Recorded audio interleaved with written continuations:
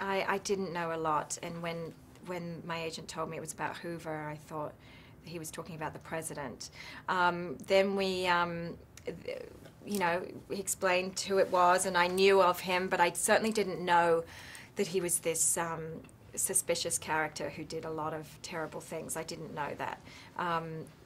Like you said, it's American history, and I grew up in England and Australia, so I just wasn't connected to it. Had to do a lot of research, obviously. A lot was there on the page, but then you go into, they've thankfully sent me this fantastic kind of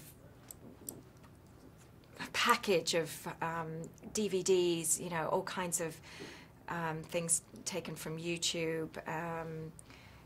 There's been quite a few documentaries made, a lot of literature available. But the hard one was trying to find information about Helen Gandy. I mean, her whole job was to be in the background. She wasn't in the foreground, which obviously Hoover was.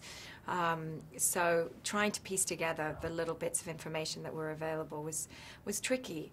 You know, there wasn't much focus on who she was as a person, and does she have a personal life, and what's her feeling about him. There wasn't opportunities so much to put that on the screen, but yeah, certainly interesting information for me to try and find out or make up if I can't find it out.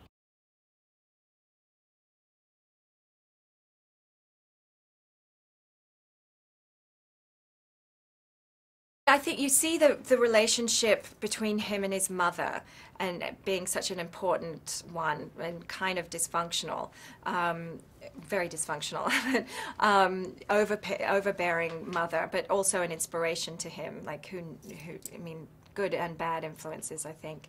And you know, in the beginning, you're wondering if there's gonna be any romantic life between them, and it's not who he is, and does she want it? Maybe, but I think what we worked out was that she really wanted to be someone who worked for her country, to be in service, and any admiration that she may have had for him, you know, from the heart, sort of probably fizzled out and became about her career, and I think she must have been invested in him personally, in a protective way for her to go that far.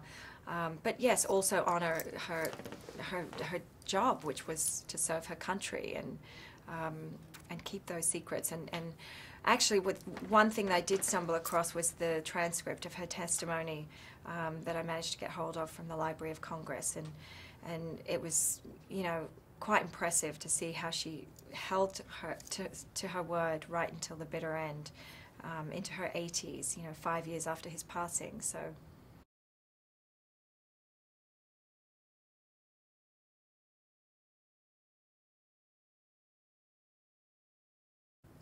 He just knows what he's doing, he knows what he wants, he's very quick to get it. I mean, I can't believe how quickly he works.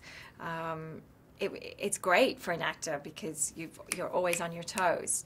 And a lot of the time, when you're sitting around on the set, you lose focus because it's hours in between lighting setups and what have you. But with him, you know, 10 minutes is the most you'll ever wait.